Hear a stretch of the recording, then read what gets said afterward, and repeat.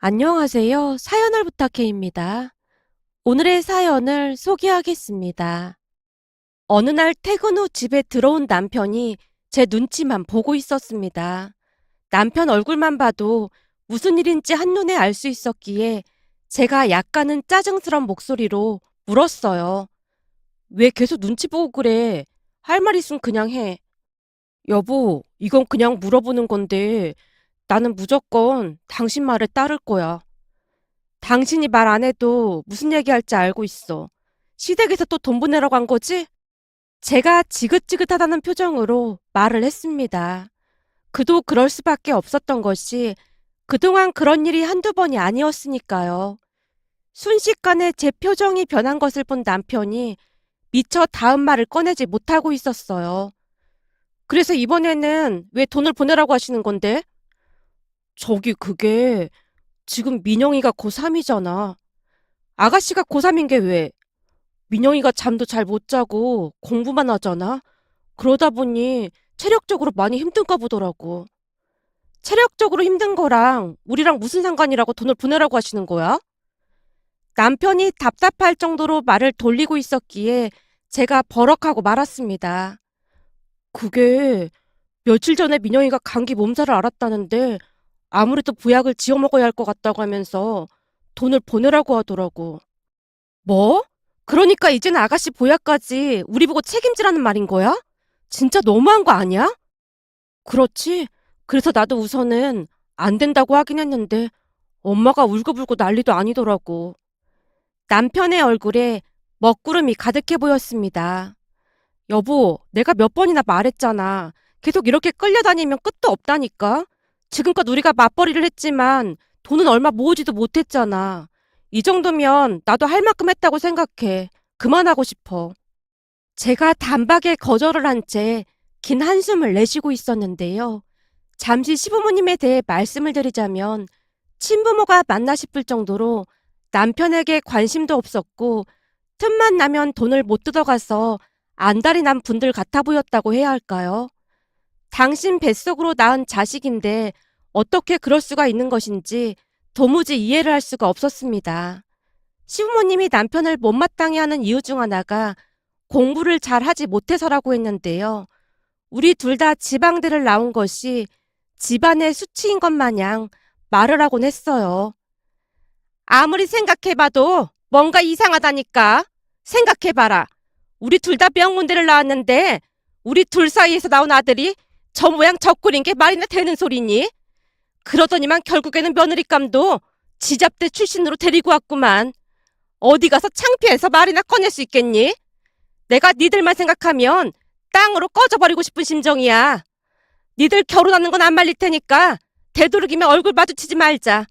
우린 니들 없는 셈 치고 살 생각이니까. 네 동생을 좀 봐라. 우리 닮아서 공부를 얼마나 잘하니? 네 동생은 반드시 서울대 의대에 합격할 거니까 딱 두고 보고 있어. 너 때문에 개망신 당한 거 우리 딸한테 보상받을 참이니까. 우리 딸이 서울대 의대만 들어가 봐. 다들 우리를 우러러볼걸? 시어머님이 마치 들으라는 듯이 큰 소리로 떠들어대고 있었는데요. 남편은 그저 고개만 숙이고 있을 뿐이었어요. 마치 두 분에게 세뇌 교육을 당한 것 같아 보였다고 해야 할까요? 공부를 잘하지 못했던 자신을 탓하고 또 탓했으니까요. 남편에게 듣기로는 단지 지방대에 들어갔다는 이유로 입학금만 내준 채 아무런 도움을 주지 않아서 많이 힘들었다고 합니다. 학자금 대출을 받은 건 말할 것도 없었고 대학 내내 아르바이트를 하느라 일만 했다고 했어요. 지방대학에 합격했다는 소리를 듣자마자 엄마가 미친 사람 마냥 물건을 다 집어 던지고 난리도 아니었어. 아버지는 나를 투명인간 취급을 했고 두 분은 명문대를 나와서 내가 이해가 안 된다고 했거든. 아무리 그래도 너무하신 거 아니야? 모르겠어. 암튼 대학 다니는 내내 암울한 시간을 보냈던 기억밖에 없어. 순간 남편의 눈에 이슬이 맺혀 있었는데요. 그동안 남편이 얼마나 고생을 했을지 지레짐작할 수 있었습니다. 잠시 울먹이던 남편이 다시 입을 열었어요. 이상하게 수학에서 안 되더라고. 정말 너무너무 힘들었어. 수학 때문에 아버지한테 혼난 게 한두 번이 아니었거든. 그런데 늦둥이로 태어난 동생은 나랑 정반대로 공부를 잘했어. 한글도 일찍 됐고 모든 게 다 빨랐거든. 그것도 참 웃긴 게 처음에는 동생을 낳을 생각이 없었다는데 내가 공부를 못하는 걸 보고는 둘째 계획을 세우셨다고 하더라고. 그렇게 태어난 게 내 동생이야. 엄마 나이가 꽤 있었음에도 동생을 낳았거든. 그런 동생이 공부에 두각을 나타내자 모든 관심이 동생에게 쏠리기 시작했어. 난 그냥 있으나 마나한 그런 존재였으니까. 남편의 얼굴에는 씁쓸함이 그대로 묻어나 있었습니다. 그런 남편이 어찌나 안쓰러웠는지 모르겠습니다. 그렇게 우리는 결혼을 했지만 시부모님은 우리 얼굴 보는 걸 극도로 꺼려했어요. 그 부분은 시누이도 마찬가지였는데요. 시부모님이 워낙 오냐오냐 키웠다 보니 오빠 알기를 아주 우습게 알았으니까요. 결혼 후 첫 명절을 앞두고 시누이에게서 전화가 걸려왔습니다. 새언니, 명절에는 그냥 안 와도 될 것 같아요. 어머님께 연락받은 거 없는데 오지 말라고 하세요? 내가 혹시나 해서 물어보는 건데 설마 새언니도 오빠처럼 눈치가 없는 건 아닌 거죠? 아니 오빠가 공부를 못해서 그런 건지 말을 해도 말귀를 잘 못 알아듣더라고요. 말귀를 못 알아듣다니요? 그러니까 부모님은 오빠 얼굴 보는 거 자체를 엄청 스트레스 받아 하거든요. 근데 눈치가 없는 건지 명절 때마다 꾸역꾸역 집으로 오는데 엄마가 뒤에서 뭐라고 하더라고요. 그러니까 새언니도 눈치 없이 집에 오거나 하지 말라는 거예요. 그냥 돈만 보내주면 돼요. 돈이요? 무슨 돈이요? 돈만 보내라는 말에 약간은 빈정이 상했기에 대묻고 있었는데요. 명절이니까 돈은 보내야 하는 거잖아요. 그러니까 저한테 돈 보내라고요. 아가씨, 돈을 보내려면 어머님, 아버님께 보내는 게 맞는 게 아닐까요? 이제 보니 새언니도 눈치 더럽게 없네요. 아가씨, 말이 너무 심한 거 아니에요? 그러게 말을 한 번에 알아들었어야죠. 그건 그렇고 우리 집 서열에 대해 오빠한테 얘기 못 들었어요? 서열이요? 가족끼리 그런 게 왜 필요한 거죠? 암튼 우리 집은 서열이 존재하니까 앞으로 새언니는 저한테 돈 보내면 돼요. 내가 우리 집에서 서열이 가장 높으니까요. 근데 돈은 얼마나 보낼 거예요? 혹시 금액이라도 내가 알려줘야 할 정도로 눈치가 없는 건 아닌 거죠? 글쎄요. 눈치가 없는 건 잘 모르겠지만 아가씨한테 얼마를 보내야 할지는 전혀 감이 잡히질 않네요. 얼마를 보내야 하는 건데요? 갈수록 기가 막혔기에 어디까지 하나 보자라는 생각으로 묻고 있었는데요. 신우의 입에서 기가 막힌 말이 새어나왔습니다. 아, 이래서 둘이 결혼한 거였구나. 이제 보니 끼리끼리 만난다는 말이 딱 맞는 것 같네요. 아무튼 길게 얘기해봤자 서로 피곤하기만 하니까 그냥 직접적으로 얘기할게요. 제 계좌로 한 300만 원만 보내줘요. 이 정도면 새언니한테도 나쁜 조건 아닌 거잖아요. 생각해봐요. 다른 사람들은 명절 때마다 시댁에 가서 고생이란 고생은 다 하는데 새언니는 겨우 300만 원으로 퉁치는 거니까 나쁠 건 없잖아요? 아가씨, 300만 원이 누구네 집 개 이름도 아니고 너무 쉽게 말하는 거 아니에요? 둘이 같이 벌면서 시댁에 300만 원도 못 줘요? 그러게 열심히 공부해서 좋은 대학을 나왔으면 돈도 잘 벌고 얼마나 좋았겠어요? 이래서 머리가 나쁘면 손발이 고생한다는 말이 있는 거예요. 나처럼 공부 잘해서 서울대 의대 붙었으면 그까지 300만 원은 그냥 우스운 거 아니겠어요? 아가씨가 뭘 잘 모르는 것 같아 보여서 제가 한마디만 할게요. 사람은 공부만 잘한다고 인정받는 게 아니에요. 뭐니 뭐니 해도 이 인성이 가장 중요한 거 아니겠어요? 아가씨는 서울대 의대가 문제가 아니라 인성부터 갈아엎어야겠네요. 제가 작정하고 신우이를 비난하고 있었는데요. 갑자기 신우이가 발악하기 시작했습니다. 지금 뭐 하는 거예요? 새언니가 뭔데 날 가리키려고 들어요? 아가씨, 혹시 가리키다가 아니고 가르치려고가 맞겠죠. 가리키다는 손가락으로 어딘가를 가리킬 때 쓰는 말로 알고 있거든요. 서울대 의대 갈 사람이 어휘력이 너무 떨어지는 거 아닌가요? 겨우 지방대 나온 새언니가 할 소리는 아닌 것 같네요. 어휘력은 지방대를 나온 거랑 아무 상관이 없는 거 아닌가요? 암튼 아가씨는 인성부터 제대로 챙기고 사세요. 더욱 기세를 몰아 신우이를 약올리고 있었는데요. 신우이가 다시 빽 하고 소리를 질렀습니다. 새언니, 대체 뒷감당 어떻게 하려고 이래요? 지금이라도 사과하면 제가 그냥 넘어갈게요. 사과하고 300만 원 보내세요. 아니요. 제가 잘못한 게 없는데 사과를 왜 해야 하는 거죠? 그리고 우리 둘 다 지방대 출신이라 그런 큰 돈은 없어요. 그럼 이만 전화 끊을게요. 전화를 끊으려고 하던 찰나 찢어질 듯한 신우이의 비명소리가 전화기에서 새어나오고 있었습니다. 그런데 전화를 끊고 몇 시간이나 지났을까요? 시어머님이 우리 집으로 쫓아와서 집을 발칵 뒤집어 놨습니다. 초인종이 울려서 문을 열어줬는데요. 시어머님이 제게 달려들어서는 삿대질을 하기 시작했어요. 너 대체 우리 딸한테 뭐라고 했어? 내가 들어보니 우리 딸한테 싸가지를 밥 말아먹었다는 둥 아주 막말이란 막말은 다 했더라. 네가 뭔데 우리 딸한테 그따위로 막말을 해? 어머님, 저는 싸가지가 없다는 말을 한 적이 없습니다. 저한테 말을 함부로 해서 그 부분을 지적한 것밖에 없어요. 뭐가 어쩌고 어째? 네가 뭔데 우리 딸한테 지적질하고 난리야? 까놓고 지잡대 출신인 네가 우리 딸한테 지적질할 만큼 지식이 있긴 한 거니? 이래서 사람은 배워야 하는 거야. 너 말 잘 들어.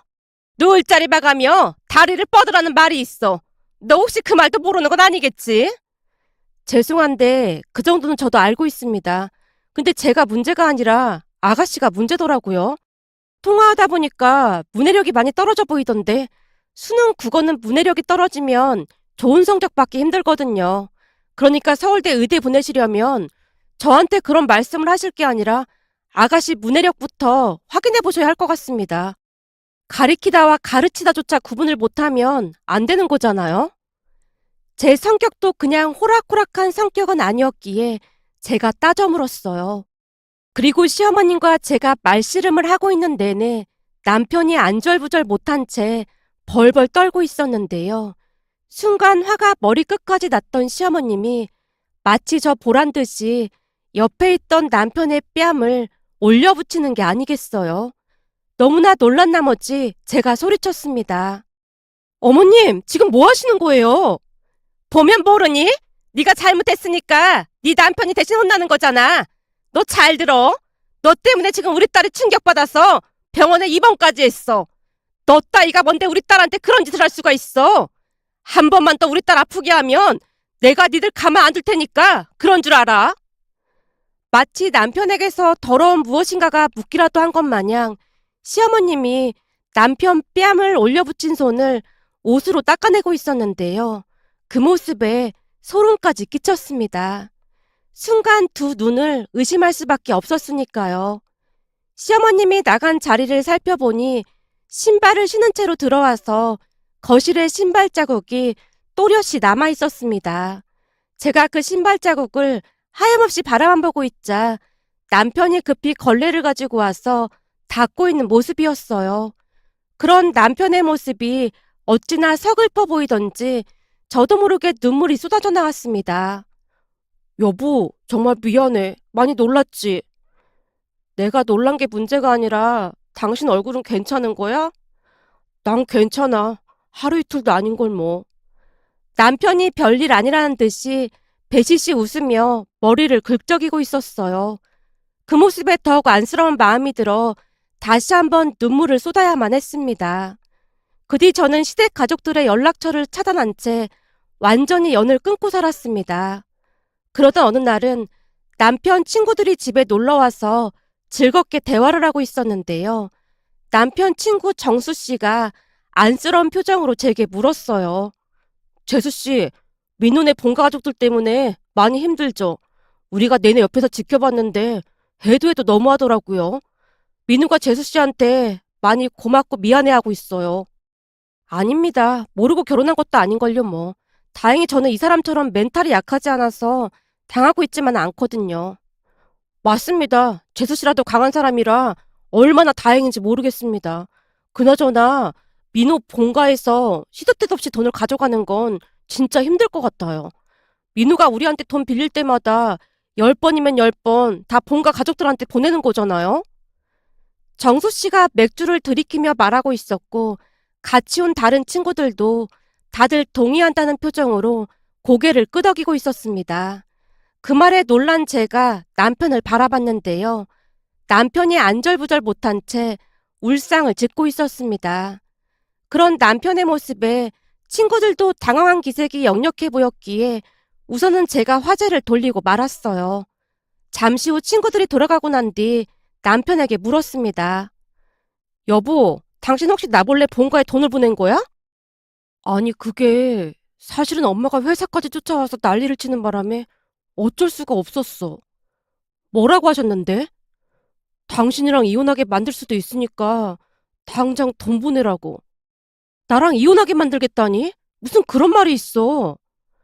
처가댁에 가서 난리치겠다는 말까지 하더라고. 이미 당신한테 못 볼 걸 많이 보여줘서 그러고 싶지가 않았어. 내가 진짜 궁금해서 물어보는 건데 당신 그 집 친아들이 맞긴 한 거야? 나도 살면서 내내 의심해봤는데 아버지랑 나랑 엄청 많이 닮긴 했잖아. 그렇긴 하네. 그럼 대체 얼마를 보내라고 한 건데? 그때 당신한테 300만 원 보내라고 했잖아. 근데 동생이 병원에 입원까지 했다고 500만 원을 보내라고 하더라고. 그래서 돈이 없어서 친구들한테 조금씩 빌려서 보내드렸어. 진짜 미치겠다. 당신 내 말 잘 들어. 이미 보낸 건 어쩔 수 없는 일이니까 그냥 두는데 앞으로 절대 본가에 돈 보내지 마. 혹시나 돈 보내라고 하면 나한테 사실대로 다 말하고. 내 말 무슨 말인지 알겠지? 제 말에 남편이 고개를 끄덕이고 있었습니다. 그 뒤 남편은 두 번 다시 시댁에 돈을 보내지 않았어요. 그런데 그날도 역시나 시어머님이 시누이 보약을 해먹인다며 돈을 보내라고 했다네요. 그때 저 때문에 충격을 받아서 몸이 많이 허해졌다는 말까지 곁들여서 말이죠. 남편의 말을 듣고 있는데 편두통이 느껴질 정도로 어이가 없었습니다. 하지만 저는 이미 독해질 대로 독해졌기에 절대로 돈을 보낼 마음이 없었습니다. 당신 절대로 돈 보낼 생각 하지도 마. 내 말 무슨 말인지 알았지? 당신은 이제 한 가정의 가장이야. 당신이 똑바로 처신하지 못하면 우리 가정이 흔들릴 수밖에 없어.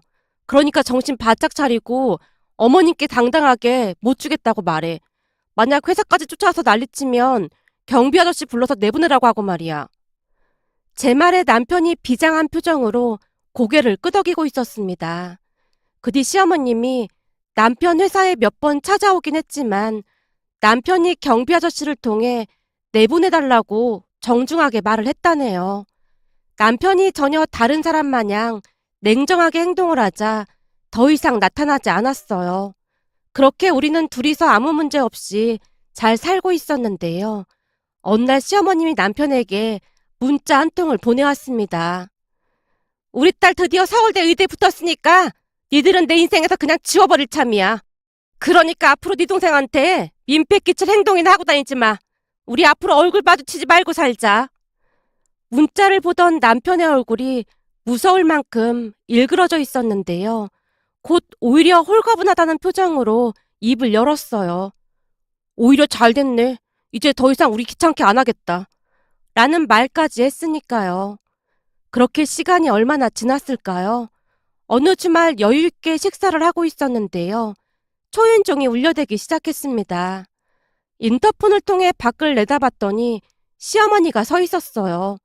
그 모습에 저도 모르게 양미간을 찌푸리고 말았습니다. 여보, 어머님 오셨는데? 뭐? 엄마가? 식사를 하던 남편이 자리에서 벌떡 일어나서 인터폰으로 밖을 내다보다가는 현관문을 살짝 열었는데요. 시어머님이 막무가내로 집 안으로 쳐들어와서는 제게 말했어요. 예, 나 물 한 잔만 다오. 입이 바짝바짝 마르는구나. 제가 아무 말도 없이 물컵을 내밀자 시어머님이 벌컥벌컥 물을 마시고는 다시 말했어요. 나 물 한 잔만 더 다오. 제가 다시 물을 가지러 주방으로 간 사이 시어머님의 통곡 소리가 들려왔어요. 민호야, 이 일을 어쩌면 좋다니? 네 아버지 지금 회사에서 잘리게 생겼어. 그게 무슨 말이야? 회사에서 승승장구하고 있다면서. 민영이 그게 미친 짓을 했지 뭐니. 시어머님 입에서 신우의 이름이 튀어나왔는데 왠지 모르게 좋은 일은 아닌 듯해 보였기에 우리가 놀란 표정으로 바라보고 있었는데요. 시어머님 입에서 기가 막힌 말이 터져 나왔습니다. 알고 보니 민영이 그게 서울대 의대에 합격한 게 아니었어. 뭐? 그게 무슨 말이야? 합격을 한 게 아니라니. 그 정신 나간 게 서울대 의대에 합격을 했다고 하면서 문서를 위조했다는구나. 뭐? 문서를 위조했다고? 시어머님의 말에 말문이 막힌 채 눈만 꿈뻑이고 있었는데요. 시어머님이 계속해서 말을 이어갔습니다. 마치 합격한 것처럼 문서를 위조해서 보여줬다는 거야. 문제는 네 아버지가 그 문서를 가지고 회사에서 준 학자금을 받았거든. 근데 그게 들통이 나서 지금 회사가 발칵 뒤집어졌다지 뭐니. 그럼 민영이는 그 돈을 받았다가 뭘 했다는데? 말도 마라. 명품도 사고 몰래 여행도 다니고 난리도 아니었잖니. 장학금 받았다고 하면서 방학 때 학교 친구들하고 여행 간다고 하길래 그냥 그런 줄로만 알았더니 그런 미친 짓을 하고 다닌 거야. 이를 어쩌면 좋으니? 지금 아버지 회사에서 난리가 났어. 민영이는 뭐라고 하는데? 그 인간 말로는 1년 동안 다시 공부해서 서울대 의대에 갈 생각이었다는데 내내 공부도 안 하고 놀기만 했더라고. 근데 그 정도 성적이면 다른 대학이라도 갈 수 있는 거 아니야? 대체 왜 그런 짓을 한 거야? 그거야 우리가 매일같이 서울대 의대에 가라고 해서 그랬다면서 오히려 우리 핑계를 대고 있지 뭐니. 내가 천불이 나서 못 살겠다. 친척들부터 아버지 회사 사람들한테까지 우리 딸이 서울대 의대 갔다고 자랑이란 자랑은 다 하고 다녔는데 창피해서 어떻게 얼굴을 들고 다니겠어. 말을 마친 시어머님이 대성통곡을 하고 있었습니다. 하지만 남편은 냉정함을 유지하려 노력하는 모습이었어요. 엄마, 이제 얘기 다 끝났으면 그만 나가줘야겠어. 우리 오늘 처갓댁 가기로 했거든. 넌 이 와중에 그런 말이 나와? 네가 그러고도 우리 집 장남이야? 엄마가 언제 한번 나를 그 집 사람 취급한 적이 있다고 그런 말을 하고 있어. 그때 엄마가 나한테 영 끊고 살자고 했잖아. 난 앞으로도 그리 살 테니까 우리한테 연락하지 마. 남편이 시어머님을 내쫓고 있었는데요. 순간 시어머님이 제게 달려와서 손까지 잡으며 용서를 빌었습니다. 내가 다 잘못했다. 지금 생각해보니 공부만 잘하는 거 그거 다 쓰잘데기 없는 짓이었어. 니들한테 정말 미안하구나. 한 번만 용서해주면 안 되겠니? 엄마, 우리 더 이상 할 말 없으니까 그만 나가줘. 앞으로 우리 찾지도 말고 전화도 하지 마. 남편이 시어머님을 내쫓았습니다. 물론 시어머님이 안 나가겠다고 버틴 건 말할 것도 없었고요. 그 뒤 우리는 전세 만기가 되었을 무렵 이사까지 했습니다. 거기다 남편과 제 휴대폰 번호까지 바꿨고 남편은 이직까지 했는데요. 전에 이직 제의를 받은 게 있어서 겸사겸사 이직을 했습니다. 그 뒤 시아버님은 작은 회사에서 힘들게 일을 하고 있다는 소리를 들었고 시누이는 폐인처럼 살고 있다는 소리만 들었을 뿐이었어요. 시어머님이 한동안 우리를 찾아 헤맸지만 다행히 찾지는 못했고요. 그 일이 벌써 몇 년 전 일이랍니다. 부모가 어떻게 그럴 수 있는 것인지 지금 다시 생각해봐도 이해할 수가 없는데요. 얼마 전 출산을 하고 나니 시부모님이 더욱 이해가 되지 않아 씁쓸한 마음에 이렇게 글 남겨봅니다. 오늘의 사연은 여기까지였습니다. 즐겁게 보셨다면 구독, 좋아요 부탁드립니다. 고맙습니다.